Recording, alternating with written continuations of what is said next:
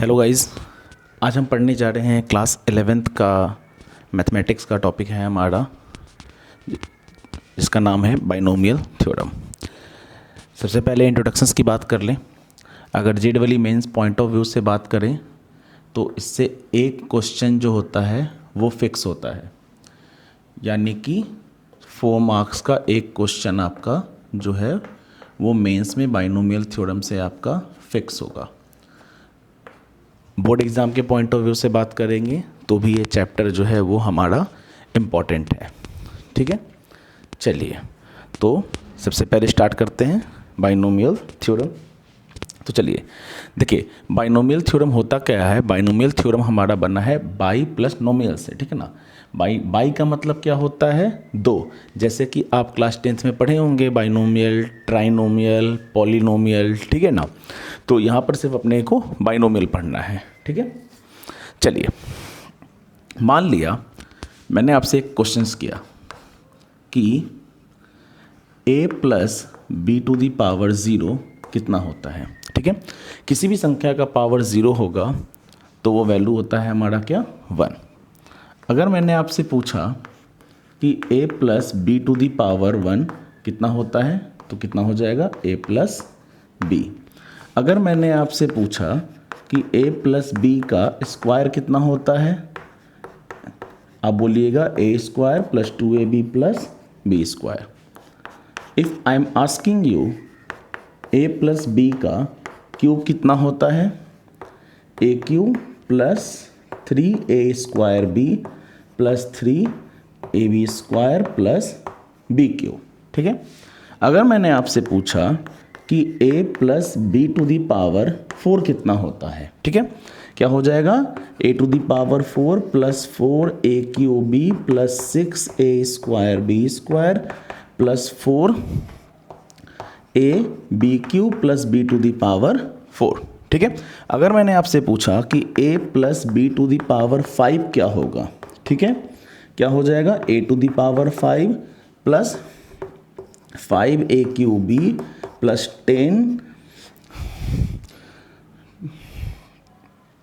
5a to the power 4 b plus 10a to the power 3 b to the power 2 plus 10a to the power 2 b to the power 3 plus 5a to the power 1 b to the power 4 plus b to the power 5। ठीक है, अगर मैंने आपसे पूछा a plus b to the power 6 क्या होगा, ठीक है, आप थोड़ा टाइम लीजिएगा, बता दीजिएगा। a plus b to the power 5 निकालना है, a प्लस बी का होल क्यूब कर देंगे, a प्लस बी का होल स्क्वायर कर देंगे, मल्टीप्लाई कर देंगे, अपना आंसर आ जाएगा। ठीक है ना, पर अगर मैंने आपसे पूछा आगे चलते चलते कि a plus b to the power 21 क्या होगा, ठीक है, थोड़ा सा टाइम लीजिएगा, एक्सपेंड कर सकते हैं। ठीक है ना, पर अगर मैंने आपसे पूछ दिया a plus b to the power 28 क्या होगा, a plus b to the power 91 क्या होगा। ठीक है, क्वेश्चन के साथ थोड़ा टाइम देंगे, ठीक है ना, अपना आ जाएगा। ठीक है ना, एक्सपेंशन। ठीक है, पर देखिए एक्चुअली बात क्या है, या फिर आपसे पूछ दिया जाता है कि a plus b to the power 28 का पीछे से चौथा टर्म कौन सा होगा। ठीक है, a plus b to the power 19 का पीछे से पांचवा टर्म कौन सा होगा, a plus b to the power 21 का मिडिल टर्म कौन सा होगा, a plus b to the power 19 का मिडिल टर्म कौन सा होगा। तो ये सब हम इस बाइनोमियल थ्योरम में पढ़ेंगे। ठीक है, टोटल 2 वीडियो बनेगा इस बाइनोमियल थ्योरम का। आज एक इंट्रोडक्शंस बनेगा और इसके बाद एक और वीडियो बनेगा।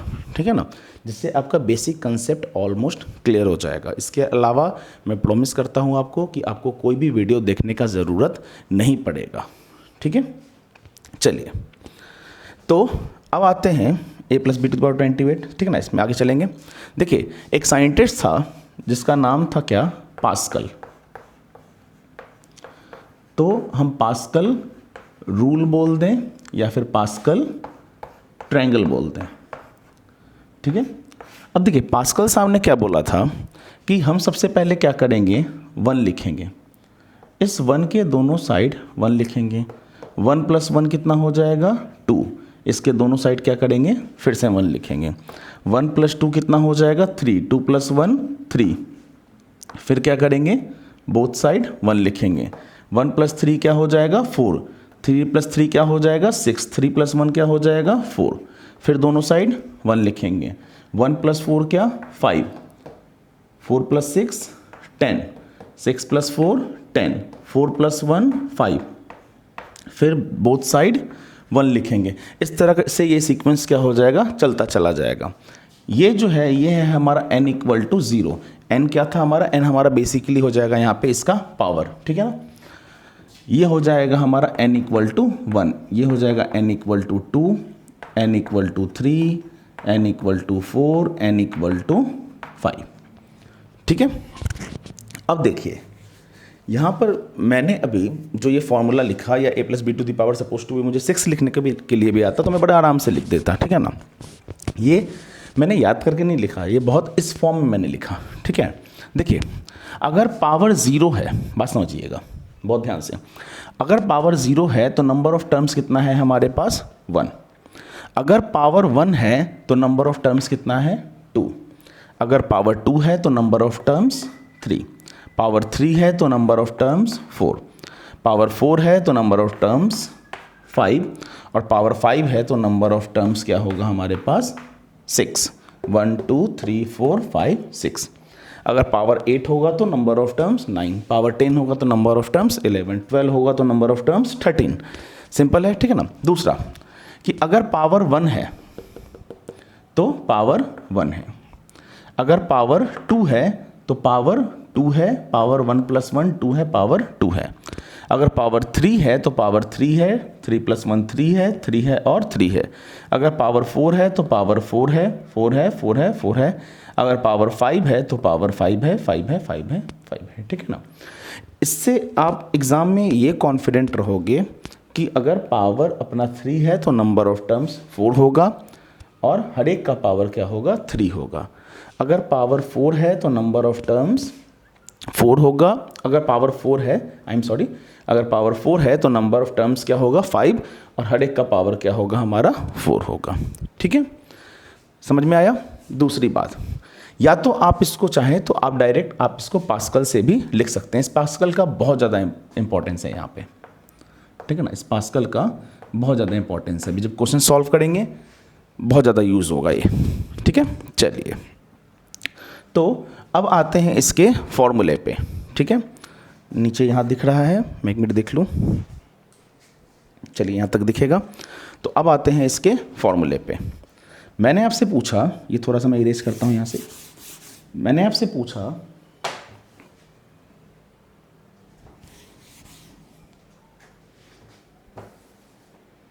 कि x + y⁴ n क्या होगा, ठीक है। ये बाइनोमियल का मैं फॉर्मूला लिखने जा रहा हूँ, अभी तुरंत 2 मिनट में आपको याद हो जाएगा। x + y⁴ n क्या होगा।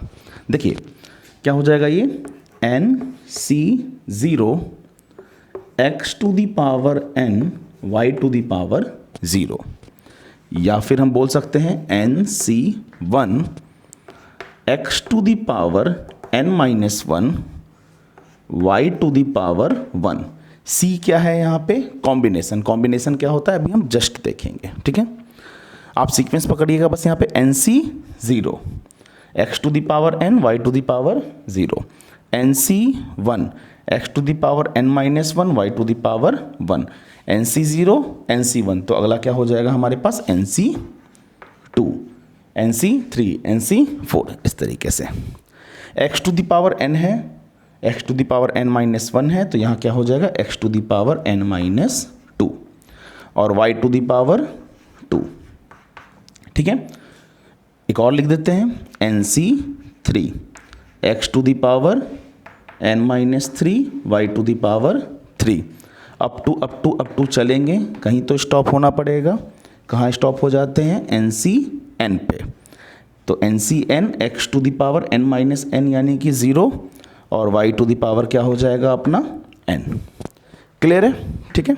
चलिए मान लिया मैंने आपसे x + y ना करके a + b⁴ n पूछा, तो फॉर्मूला क्या हो जाएगा nc 0 a to the power n b to the power 0, sequence पकड़ लिया आपने, nc 1 a to the power n minus 1, n है n माइनस 1 n माइनस 2, इस तरह से चलेगा, b टू दी पावर 1, आगे nc 2 a to the power n minus 2 b to the power 2 up to, आगे स्टॉप करेंगे इसको कहाँ पे, nc n पे, nc n a to the power n minus n यानी कि 0 b टू दी पावर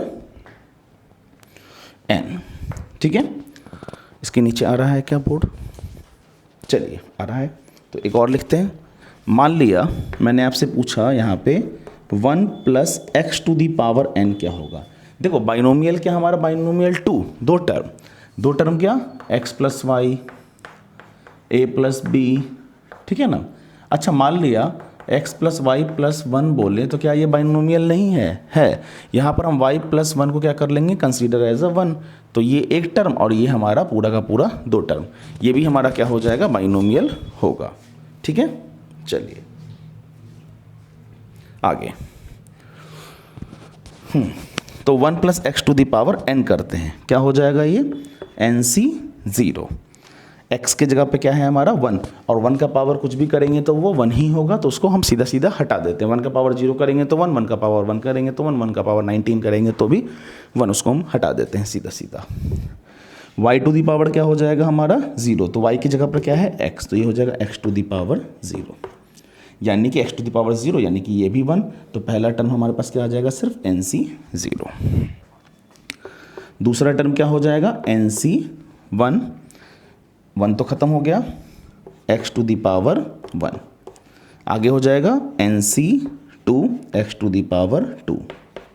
अब आप फिर सीक्वेंस पकड़ लिए होंगे, nc 3 x to the power 3, nc 4 x to the power 4, up to nc n x to the power n।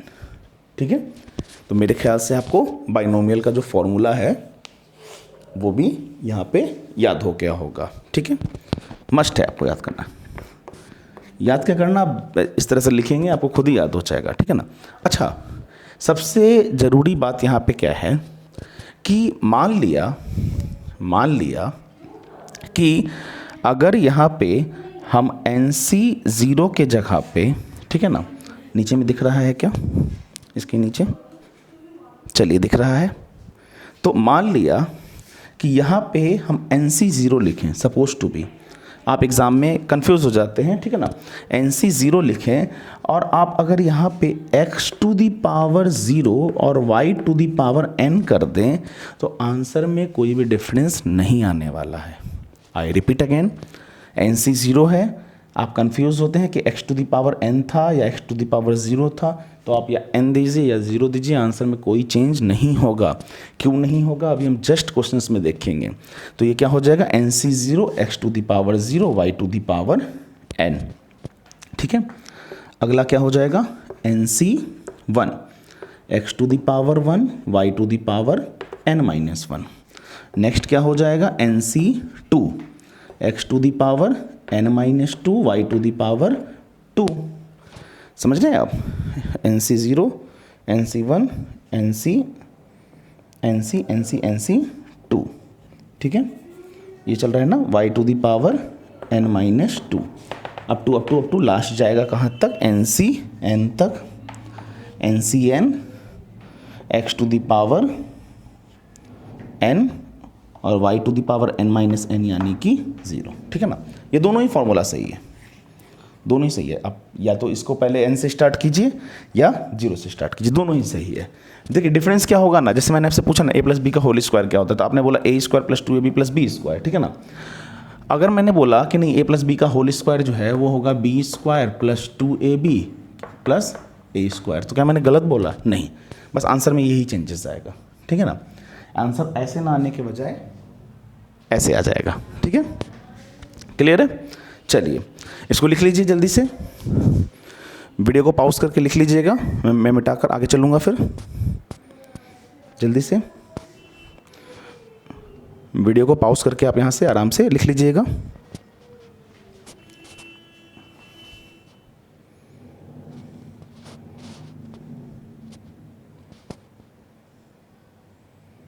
चलिए मिटाते हैं इसको। चलिए आगे हम लोग कॉम्बिनेशंस के बारे में बात करते हैं। सी क्या था हमारा? कॉम्बिनेशंस।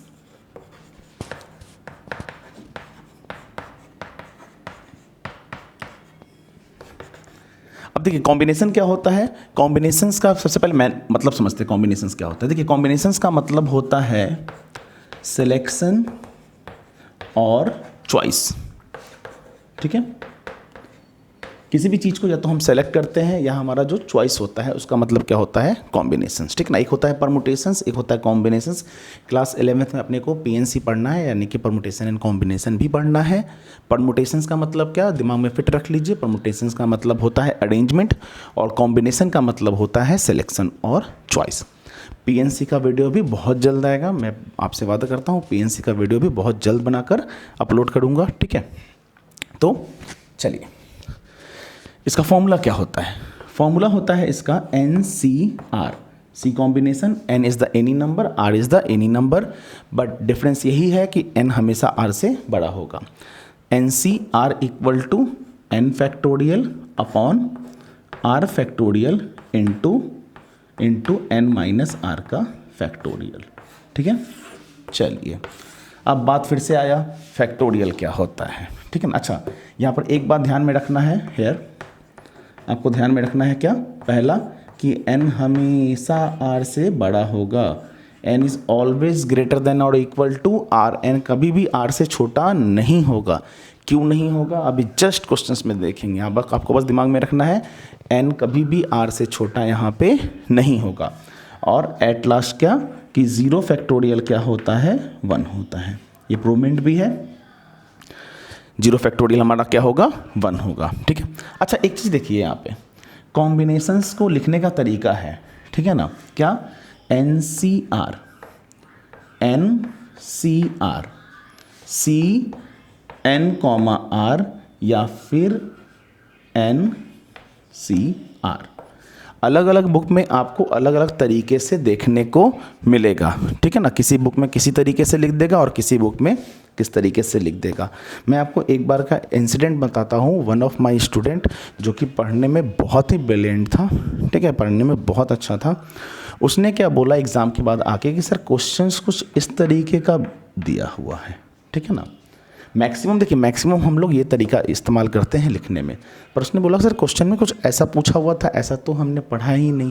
ठीक है ना, पढ़ा हम लोगों ने, इस पर अपडेट रहें, लिखने का जो ये तरीका होता है ना, इस पर अपडेट नहीं रहे। ठीक है ना, आपको बस ध्यान में रखना है। देखो टाइपराइटर क्या होता है ना, वो किस तरीके से टाइप करता है क्वेश्चंस को, ये तो इसके ऊपर है। ठीक है ना, सपोज टू भी मैंने ही पेपर दिया, मैंने बोला कि देखो बुक में से आप लिख देना, उसको ये वाला क्या लगा, ज़्यादा आसान लगा, तो उसने ऐसे क्वेश्चन टाइप कर दिए। ठीक ना, तो इस पे अपने को कंफ्यूज नहीं होना है। हम लोग कॉम्बिनेशंस को ऐसे भी रिप्रेजेंट करते हैं, ऐसे भी और ऐसे भी रिप्रेजेंट करते हैं। ठीक है ना, अलग अलग बुक में हम अलग अलग तरीके से रिप्रेजेंट कर देते हैं। ठीक है, चलिए अब बात करते हैं यहाँ पे फैक्टोरियल्स के बारे में। ठीक है, इसको आप लिख लीजिए।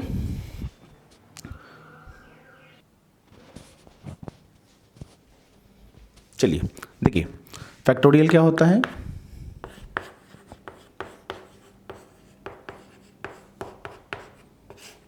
देखिए फैक्टोरियल को या तो हम ऐसे रिप्रेजेंट करते हैं या तो हम ऐसे रिप्रेजेंट करते हैं। पुराने ज़माने में हम इस तरीके से रिप्रेजेंट करते थे। ठीक है ना, जैसे कि मैंने आपसे पूछा, ठीक है ना, मैंने आपसे पूछा यहाँ पे कि 5 फैक्टोरियल जो है वो क्या होगा। तो 5 फैक्टोरियल क्या, 5 × 4 × 3 × 2 × 1। ठीक है ना, आगे भी जाएंगे तो 0 फैक्टोरियल क्या होता है, 1 होता है, तो हम यहीं पर स्टॉप कर देते हैं। ठीक है ना, 5 फैक्टोरियल बोलने का मतलब 5 से छोटा सारा वैल्यू। पुराने ज़माने में फैक्टोरियल को ऐसे लिखा जाता था। ठीक है ना, 5 को कुर्सी पे बिठा दीजिए। हाँ, आप चाहें तो इस 5 फैक्टोरियल को आप यहाँ भी स्टॉप कर सकते हैं, 5 × 4 × 3 फैक्टोरियल पे, या 5 × 4 फैक्टोरियल पे। ठीक है ना, as per your requirement questions के अकॉर्डिंगली। अगर मैंने आपसे पूछा कि 5 - 5 का फैक्टोरियल क्या होगा, ठीक है ना, नहीं होगा। अगर मैंने आपसे पूछा कि 5/2 का फैक्टोरियल क्या होगा, क्या होगा, नहीं होगा। ठीक है, नहीं होगा। ठीक है, अगर मैंने आपसे पूछा कि 5.2 का फैक्टोरियल क्या होगा, नहीं होगा। और एट लास्ट बहुत ही इंपॉर्टेंट कि 10 फैक्टोरियल अपॉन 2 फैक्टोरियल को हम कभी भी काट के 5 फैक्टोरियल नहीं लिख सकते, ये इम्पॉसिबल है, नहीं होगा। क्यों नहीं होगा? क्योंकि देखिए 5 फैक्टोरियल का मतलब क्या हो गया, 5 इंटू 4 इंटू 3 इंटू 2 इंटू 1, ठीक है। 5 2 ज़ा 10, 5 2 ज़ा 10 और 4 3 ज़ा 12 विच इज इक्वल टू 120। और इसको हम करें अगर तो ये कितना हो जाएगा, 10 9 8 7 6 5 4 3 2 1 और डिनोमिनेटर अगेन 2 फैक्टोरियल यानी कि 2। क्या ये पूरा मल्टीपल 120 के बराबर है? नहीं, ये बहुत ज़्यादा है, ठीक है ना। तो कभी भी हम 10 फैक्टोरियल अपॉन 2 फैक्टोरियल को क्रॉस करके हम 5 फैक्टोरियल नहीं लिखेंगे, ठीक है ना। फैक्टोरियल जो है वो जब भी होगा, आप एरो मार्क करके लिख लीजिएगा, फैक्टोरियल जो है वो जब भी होगा एक कंप्लीट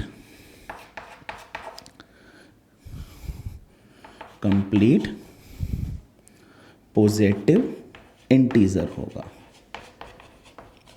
ठीक है।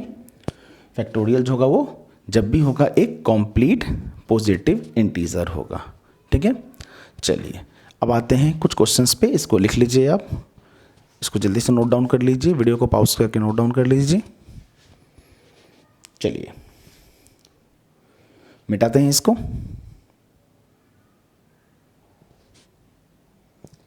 एक क्वेश्चंस देखते हैं यहाँ पे। मान लिया क्वेश्चन है 10C7। देखिए फॉर्मूला क्या होता है, NCR equal to n factorial upon R factorial n minus R का फैक्टोरियल। तोड़ते हैं इस पे, तो कितना है हमारे पास 10C7। 10 क्या है n और R क्या है 7, कितना हो जाएगा 10 फैक्टोरियल अपॉन 7 फैक्टोरियल और 10 माइनस 7 का फैक्टोरियल, ठीक है। 10 को तोड़ेंगे, 10 9 8 7 फैक्टोरियल, स्टॉप कर देते हैं। क्यों? क्योंकि नीचे 7 फैक्टोरियल अवेलेबल है अपने पास। आई एम सॉरी, 10 में से 7 जाएगा, क्या हो जाएगा 3 फैक्टोरियल, ठीक है। 10 में से 7 जाएगा 3, 7 फैक्टोरियल खत्म। 3 फैक्टोरियल को हम लिख सकते हैं 3 इंटू 2 का फैक्टोरियल इंटू 1 का फैक्टोरियल, 1 का फैक्टोरियल 1 हो जाएगा। तो 3 3 ज़ा 9 और 2 4 ज़ा 8, 4 3 ज़ा 12 और ये 120। आंसर कितना आ जाएगा 120, सिंपल, ठीक है। इस तरीके से आपके बुक में बहुत सारा क्वेश्चंस होगा, आप बना सकते हैं। अच्छा मान लिया क्वेश्चन को हम चेंज कर देते हैं, ठीक है। कितना 7C10, इसको तोड़ने की कोशिश करते हैं, तो कितना हो जाएगा 7 फैक्टोरियल अपॉन 10 फैक्टोरियल और 7 माइनस 10 का फैक्टोरियल, यानी कि 7 फैक्टोरियल 10 फैक्टोरियल और 7 माइनस 10 यानी कि -3 का फैक्टोरियल, ठीक है। अभी देखिए, अभी मैंने जस्ट थोड़ी देर पहले बोला था फैक्टोरियल कभी भी निगेटिव में नहीं होगा, पर यहाँ तो निगेटिव में आ गया, ठीक है ना, यानी कि ये पॉसिबल नहीं है, क्वेश्चन गलत है। अभी जस्ट थोड़ी देर मैंने पहले बोला था फैक्टोरियल निगेटिव में नहीं होगा, तो इसका सोल्यूशन कैसे होगा। और मैंने ये भी बोला था कि NCR में n हमेशा R से बड़ा होगा, पर यहाँ n क्या हो रहा है, R से छोटा हो जा रहा है, ठीक है। देखिए रिप्रेजेंटेशन हम कैसे करते हैं, कुछ इस तरीके से करते हैं कि 1 से बड़ा क्या 2, 2 से बड़ा क्या 3, अप टू 4 5 6 अप टू कहाँ तक जाएंगे हम n तक, ठीक है। अगर बोला जाए कि n से बड़ा क्या तो n+1, उससे बड़ा क्या तो n+2, उससे बड़ा क्या n+3 अप टू n+n यानी कि 2n, 2n+1 2n+2 2n+3 up to 3 है, ठीक है ना। अगर आपको बोला जाए n से छोटा क्या, तो n से छोटा क्या हो जाएगा n-1, उससे छोटा क्या n-2 n-3 up to n-1 यानी कि 1 और n-n यानी कि 0। इसके बीच में कोई टर्म लेना है तो n-r। n क्या है, एक बहुत बड़ा नंबर, r क्या है, एक बहुत बड़ा नंबर, लेकिन r क्या है, n से छोटा है। इससे छोटा लेना है तो n-r-1, इससे बड़ा लेना है तो n-r+1, ठीक है। ये हमारा सीक्वेंस है, ठीक है। तो आपके बुक में इस पर बहुत सारा क्वेश्चंस होगा, होप सो आपका कंसेप्ट क्लियर हो रहा होगा, तो आप आराम से बना सकते हैं। ठीक है, चलिए अब आगे देखते हैं बाइनोमियल थ्योरम का क्वेश्चंस। इसको नोट कर लीजिए, इसको जल्दी से नोट कर लीजिए, मैं मिटा देता हूँ। चलिए मिटा देते हैं इसको। चलिए क्वेश्चंस को लेते हैं यहाँ पे। मान लिया क्वेश्चन है हमारे पास 2x plus 3y to the power 4। ठीक है, solve this using binomial theorem. चलिए फॉर्मूला क्या होता है बाइनोमियल थ्योरम का, x plus y to the power n। अभी तक तो आपको याद हो गया होगा, nc0 x to the power n y to the power 0, nc1 x to the power n minus 1 y to the power 1, nc2 x to the power n minus 2 y to the power 2 up to ncn x to the power 0 y to the power n। ठीक है, बैठाते हैं इसको। n क्या है 4, c combination n4 x to the power n यानी कि 4 y to the power 0। चलिए क्या हो जाएगा nc 0 यानी कि 4c 0, x के जगह पे हो जाएगा 2x यानी कि 2x to the power n यानी कि 4, और y हो जाएगा हमारा 3y to the power 0। Power 4 है तो नंबर ऑफ टर्म्स हमारा 5 आना चाहिए। अगला 4c1 2x to the power 4 minus 1 यानी कि 3, और 3y टू द पावर 1। आगे हो जाएगा 4c2 2x to the power 2 और 3y to the power again 2 है। 4 3 2 0 1 2। हाँ पावर 4 है तो नंबर ऑफ टर्म्स हमारे पास आएगा 5, 1 2 3 4 5। तो अगला क्या हो जाएगा 4c3 2x to the power 4 3 2 1 और 3y to the power 3। At last 4c4 2x to the power 0 और 3y टू द पावर 4। ठीक है, चलिए अब देखिए, या तो हम इसको सॉल्व कर दें, या हमने भी थोड़ी देर पहले एक ट्रायंगल बनाया था, क्या पास्कल ट्रायंगल। पास्कल ट्रायंगल क्या था, अभी जस्ट हमने थोड़ी देर पहले पढ़ा था पास्कल ट्रायंगल या पास्कल रूल। पास्कल रूल क्या था, 1 लिखिए दोनों साइड 1 लिखिए, 1 + 1 2 लिखिए दोनों साइड 1 लिखिए, 3 3 1 लिखिए, 4 लिखिए, 6 लिखिए, 4 लिखिए, 1 लिखिए, 5 10 10 5 1 लिखिए। ठीक है, थोड़ी देर पहले हमने पास्कल ट्रायंगल देखा था। या तो आप इसको सॉल्व कर लीजिए, या तो क्या आप इसको आराम से पास्कल ट्रायंगल पे रख दीजिए। जैसे कि पावर हमारा 4 था, तो 4 क्या, ये हमारा था n = 0, n = 1, n = 2, n = 3, n = 4। 4 में कौन सा सीक्वेंस आएगा, ये वाला। ठीक है, हम 4c0 सॉल्व करेंगे, हमारे पास क्या आएगा 1 आएगा। मैं एक करके आपको दिखला देता हूँ साइड में। 4c0 यानी कि 4 फैक्टोरियल अपॉन 0 फैक्टोरियल, 0 फैक्टोरियल होता है 1, और 4 - 0 यानी कि 4 फैक्टोरियल, कैंसिल होकर क्या आ जाएगा 1। तो या तो आप सॉल्व कीजिए, या तो आप पास्कल ट्रायंगल से डायरेक्ट लिख लीजिए। ठीक है, तो पहला 4c0 सॉल्व करेंगे तो आएगा 1, 2 टू द पावर 4 होता है 1 2 3 4 2 4 और 4 16 यानी कि 16x टू द पावर 4। किसी भी संख्या पावर 0 वो वैल्यू 1। 4c1 सॉल्व करेंगे तो 4, तो ये आ जाएगा 4, 2 का क्यूब 8, 3 का 3, x to the power 3 y to the power 1 plus 4c2 solve करेंगे तो 6, 6 2 का स्क्वायर 4, 3 का 9, x का स्क्वायर y का स्क्वायर। नेक्स्ट है हमारा 4c3। 4c3 कितना हो जाएगा हमारे पास, अगेन 4 और ये 2 और ये 3 का क्यूब हो जाएगा 27। तो 4 × 2 × 27 x y का क्यूब। 4c4 सॉल्व करेंगे तो 1, किसी भी संख्या पावर 0 1, 3 का पावर 4 होता है 81 y टू द पावर 4। इसको आप मल्टीप्लाई कर लीजिएगा। ठीक है, नॉर्मल से कैलकुलेशंस, इसको आप मल्टीप्लाई कर लीजिएगा। यही हमारा क्या हो जाएगा यहाँ पे आंसर हो जाएगा। ठीक है, इसी तरीके से पावर 5 6 कर दे आप आराम से निकाल सकते हैं। मैंने जस्ट एक कॉमन सा यहाँ पे क्वेश्चन लिया है।